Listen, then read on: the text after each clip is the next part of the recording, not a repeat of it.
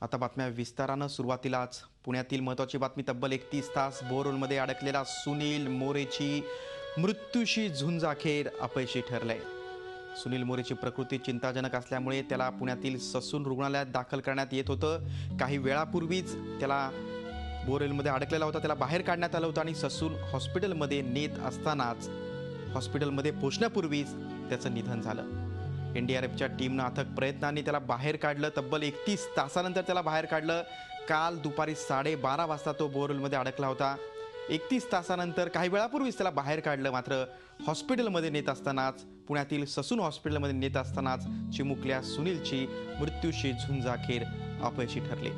मांडवगण फराटा येथील जुना मळा येथे काल दुपारी 12:30च्या सुमारास सुनील मोरे हा 4 वर्षांचा चिमुरडा खेळता खेळता बोरवेलच्या खड्ड्यात पडला होता। जवळपास 25 फूट खोल खड्ड्यात तो अडकला होता।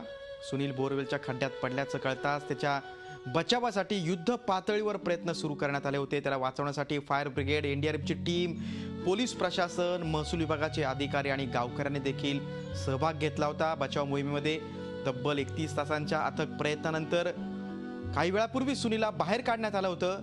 बोरवेलमध्ये पडलेला असल्याने त्याच्या हालचाली मंदावल्या होत्या, त्यांनी काही खाल्लेलं नव्हतं। आणि आज महत्त्वाच्या बातमी संदर्भात आपण अधिक चर्चा करू। आमचे प्रतिनिधी सायदीप ढवळे आपल्यासोबत आहेत। सायदीप, अखेर सुनीलची मृत्यूशी झुंज अपयशी ठरलेली आहे। ससूनमध्ये पोहोचण्यापूर्वीच त्याचा करुण अंत झालेला आहे, काय सांगशील? बरोबर आहे गिरीश, काल दुपारपासून या ठिकाणी एनडीआरएफ असेल, प्रशासन असेल, फायर ब्रिगेड असेल, पोलीस असेल यांचे अथक प्रयत्न सुनीलला बाहेर काढण्यासाठी चालू होते। ज्या बोरवेलमध्ये सुनील पडला होता त्या बोरच्या बाजू तेवढाच अंतराचा मोठा खड्डा घेऊन त्या ठिकाणी सुनीलला बाहेर काढण्यात आलं। परंतु 31 तास उलटले होते। डॉक्टरांनी 31 तासापूर्वी सांगितले होते की जर सुनील अर्ध्या तासामध्ये बाहेर निघाला, म्हणजे जोपर्यंत 24 तास उलटून गेले होते, काही कालावधी शिल्लक राहिला होता। डॉक्टरांनी त्या ठिकाणी ज्या ठिकाणी त्याचे पाय फक्त दिसत होते त्या पायाच्या अंदाजावरून डॉक्टरांनी निदर्शनास आलं होतं की हा आता जास्त वेळ टिकू शकत नाही। त्यांनी तसंच त्या संदर्भात जे फायर ब्रिगेड होते आणि एनडीआरएफ होते त्यांना त्या संदर्भात सांगितलं होतं। परंतु ज्या ठिकाणी सुनील अडकला होता ती जागा अतिशय अवघड होती, कारण ज्या बोरवेल होते तो पूर्ण खडकाळ भाग होता आणि खडकाळ भागातून सुनील खाली बोरमधून येणं शक्य नव्हते, कारण तो त्याचा छातीचा भाग आहे आणि जो तोंडाचा भाग आहे तो मात्र पॅक गुंतलेला होता। त्यामुळे त्याची श्वास घेण्याची क्षमता देखील मंदावली होती, थांबली होती।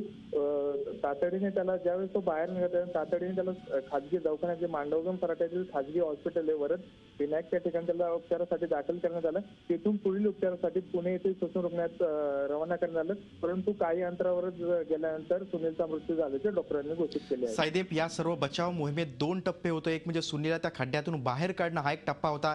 या टप्प्यामध्ये आपल्याला यश मिळालं, मात्र नंतर जो त्याच्यावर वैद्यकीय उपचारांचा टप्पा होता, डॉक्टरांचे जे प्रयत्न होते, मात्र तो टप्पा आपण मात्र पार करू शकलो नाही आणि सुनीलचा करुण अंत झालेला आहे।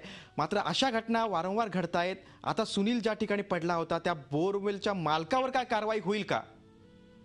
बरोबर आहे, अशा अनेक राज्यामध्ये अशा अनेक घटना घडलेल्या आहेत। वेळोवेळी प्रशासनाने सांगितले आहेत की जे बंद पडलेले बोरवेल आहेत ते संबंधित सूत्रांनी बंद करून त्या ठिकाणी बंद करून टाकावेत। परंतु हा जो बोरवेल आहे या मालकावरती पोलिसांनी 376 अंतर्गत गुन्हा दाखल केला आहे। त्यामुळे सदोष मनुष्यवधाचा गुन्हा त्या शेतकऱ्यावरती दाखल करण्यात आलेला आहे आणि आता जे शिरूर पोलीस आहेत आणि तहसीलदार आहेत शिरूरचे ते अधिक तपास त्या संदर्भात करत आहेत।